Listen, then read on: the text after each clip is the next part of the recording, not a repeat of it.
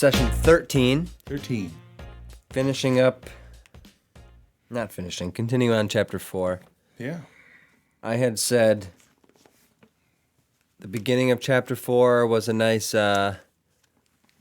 summary of what we've been saying about discipleship. It's relationship, and it's preaching the word. Mm-hmm. You had said that this section was going to be your big summary. Not summary, just one of my favorites. Okay. It's a favorite of mine. The crescendo, I think, is what we said last time. You were saying crescendo? Yeah, that's for me. This one would be the crescendo. Yeah. Okay, this is 2 Timothy 4, verse 3. Okay. For the time will come when men will not put up with sound doctrine. What does he say, put up with sound doctrine? Isn't that a weird way to say it? I think it's a different way to say it, but, well, I know our context, and you can see the landscape of Christianity in our country. And what I think Paul means by putting up with sound doctrine is bringing everything back under the authority of the word and staying true to the gospel. You see it all over the place. People want to add something or subtract something. They want to pick and choose, and that's what I think it means by put up with. They're not going to put up with just the straight story without wanting to add or subtract something from it. But why put up with sound doctrine? Why is sound doctrine something we put up with? Because for those people, is it because the sound teaching of Scripture handled correctly is inconvenient? It's inconvenient. And so they see it as something that, I'd have to put up with this kind It's of tough counterintuitive. stuff. Yeah. But I think the biggest thing is that it puts all human beings on a level playing field. And we're in love with hierarchy. I mean, people are in love with hierarchy. They want to know where they stand in the pecking order, and that's most of what gets added or pulled from the gospel and Scripture is those things that put us all on that. We're all sinners in need of salvation. And, we rebel against that, I think.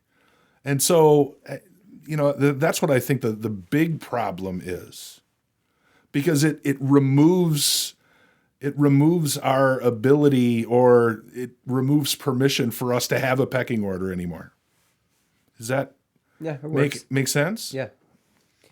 For a time will come when men will not put up with sound doctrine. Instead, to suit their own desires, they will gather around them a great number of teachers to say what their itching ears want to hear. Mm-hmm. So we've got people who say, I'd rather not deal with correct interpretation of Scripture. I'd rather go and find a bunch of teachers who are saying what I want them to say. Yeah. Whether it's, hey, I'm okay, you're okay, God blesses your life just the way it is. There's no need for holiness. There's no need for sanctification. Or it's, the fire and brimstone. You have to do this, and this, and then you can be right with God. And then there's other people that love to hear that, right? Yeah. Pelagianism, right? We're naming heresies. Sure. We can do it good enough. Yeah. And that's a pecking order thing too, because there's people who think I'm righteous enough that if I, get this one or two things under control, I'm good. As soon as you bring works back into the mix, which is the big one, then you have hierarchies again, because some people are going to be able to do the works better than others. Mm-hmm. So they, verse 4, they will turn their ears away from the truth and turn aside to myths. But you, Timothy, keep your head in all situations. He said before, don't quarrel. Mm-hmm. Keep your head in all situations. Endure hardship. Paul said in chapter 1, I'm not ashamed of the gospel that put me in chains. You know all the sufferings I've experienced. So endure those hardships. Do the work of an evangelist, which he's just said in chapter 4 is preach the word. This is your charge, preach the word. Discharge all the duties of your ministry. Verse 6. For I, Paul, am already being poured out like a drink offering, and the time has come for my departure. I have fought the good fight, I have finished the race, I have kept the faith. Now there is in store for me the crown of righteousness, which the Lord, the righteous judge, will award to me on that day, and not only to me, but also to all who have longed for his appearing. Yeah, so those last verses, that's the crescendo for me. Yeah, that's Paul on his deathbed, kind of. Yeah. But I always, since coming into ministry, I have just loved that image of being poured out like a drink offering for the glory of God. You know, and when you get into pastor groups and when you read literature that's geared toward pastors, you know, so much of it emphasizes, you know what, you need to have a balanced life, you know, you got to really protect yourself from burnout. And I've always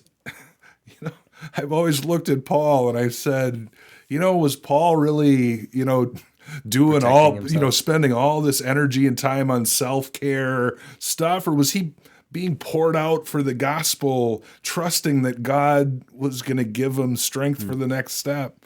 And so I don't know. I guess it's a statement from Paul that for me pushes back against all this kind of modern talk about, oh, you have to have a balanced life, everything in moderation. Well, you know, lukewarm is not a good concept in the Bible. No. Right? No, yeah. Huh. That seems to have sunk in for Timothy based on the story we have of his death, which is Timothy as an old man trying to stop a celebration for a Greek god. Yeah. So at 80 years old or whatever Timothy was, roughly, And he yeah, was still out doing everything he could to get people's attention for the sake of the gospel. yeah.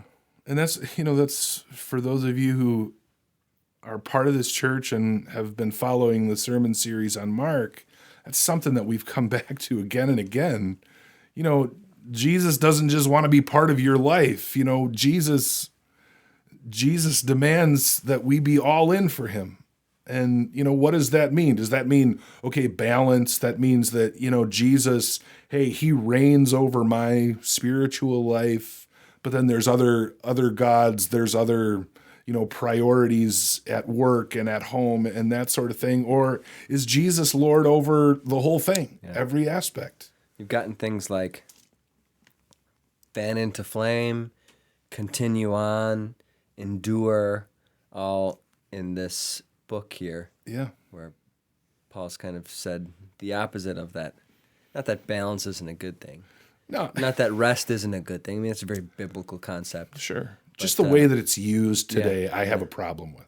So there's people who say that retirement is not a biblical concept. Man, you're going to go here? Do you have an opinion? I'm young enough so that I could actually still say, you know what? Yeah, retirement's not a biblical concept at all. I'm going to work until I die. But when I get to be 60, I might be changing my tune a little bit. The idea, though, is that God doesn't really care if you're a dentist or a metal worker or a carpenter or not. Yeah. I mean, he does. He wants you to use your giftedness, and he has a plan for your life, right? But you can retire from those things, but you don't get to retire from being a disciple, Right. or a discipler, right? Your work on earth is continuing on, enduring, this sort of ongoing stuff to the end. So you tricked me. I did, yeah. You're so yes, it's okay to retire from your distinct, unique vocation. Sure. But your vocation as a follower of Jesus Christ is retire. lifelong, cradle to grave, right? Yeah. Good. I don't have anything else. I mean, this is a nice, I mean, you're right, kind of a special moment between Timothy and Paul. But other than that, we've gotten to the point in this series where most of this stuff is getting repetitious. Yeah, I mean, there's a nice image right at the end too. Paul saying, "I've fought the good fight. I've finished the race. I've kept the faith." That goes completely in line. That's a nice summary of what he's been trying to impart to Timothy. And but then he makes that comment, "Now there is in store for me the crown of righteousness, which the Lord, the righteous judge, will award me on that day, and not only to me, but also to all those who have longed for his appearing."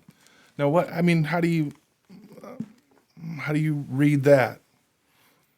What is this crown of righteousness? Is this heavenly reward? Is this finally being unencumbered from sin and evil and darkness? I'm just wondering how you read that. Yeah. What is Paul talking about? Righteousness is something he's received as a gift, as all believers have from Jesus. Christ's righteousness imparted to us. Yeah. And I maybe the crown of righteousness. So sometimes we talk about like the crown jewel of Wisconsin is this area, right? Yeah. So he has the righteousness, but what's the crown of righteousness? I think he is saying the crown of righteousness is going to be his heavenly home. Okay. When So things it's that righteousness kind of fulfilled, completed. Yeah, that's a nice way to look the at best he's saying I have righteousness already, but the crown of righteousness, the crown jewel of righteousness is going to be heaven together. it. Yeah. And I'm almost there. Yeah. There's a church in Revelation that their gift is they'll receive a crown. And I was wondering if maybe it was Ephesus. That would be an interesting one, but I'm not seeing it now.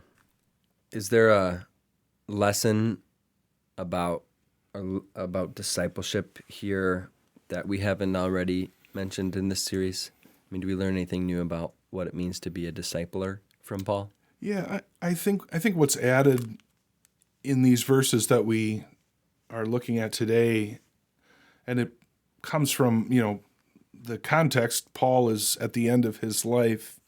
But I think he's telling Timothy here that just as he is, that Timothy needs to keep the end in mind.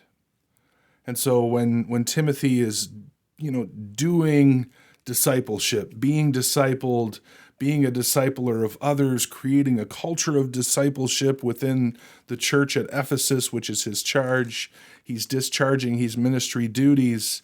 This is Paul's way of saying, hey, remember what's in store for us. Remember what we're working towards. This is the end goal, and I'm almost there.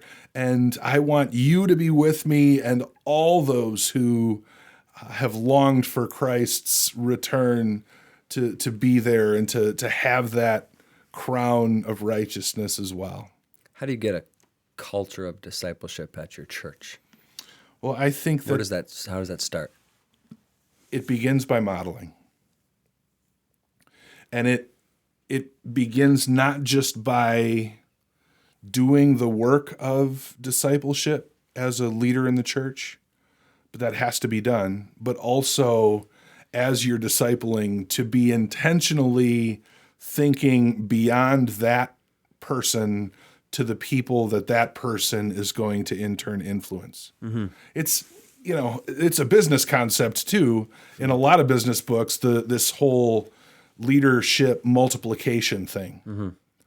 And so, there's John Maxwell has 4 levels of leadership. It's modeling. First, you're doing what you should be doing. Then there's motivating, which is encouraging someone else to do the same right things that you're doing.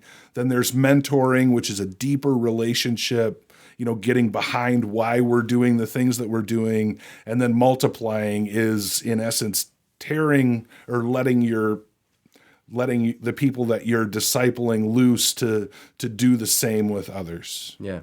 And to have that in mind right away as you're doing this discipleship work is going to exponentially grow your impact and the impact for God's glory. Jesus had that in mind. Sure.